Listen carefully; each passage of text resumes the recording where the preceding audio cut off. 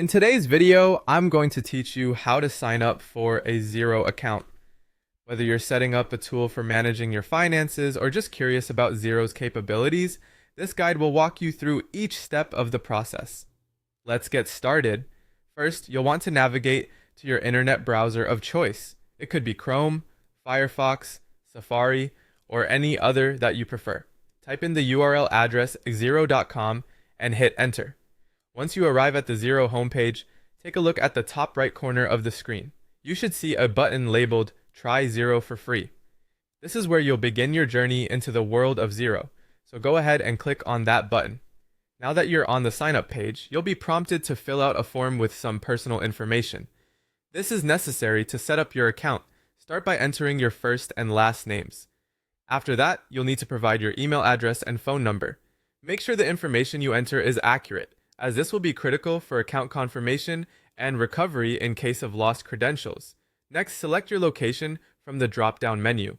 For instance, if you're joining us from the Philippines, simply select that from the list. Before proceeding, make sure to check the box that indicates you agree with Xero's terms of use and privacy notice. It's always a good idea to give these documents a read, as they outline your rights and obligations when using the service. Once all this information is filled out, click on the button labeled Next Confirmation to move forward.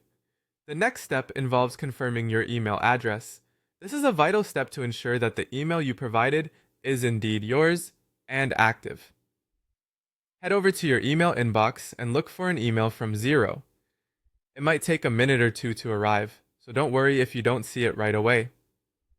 Once the email lands in your inbox, you'll notice a blue button that says, "Yes, it's me, let's get started."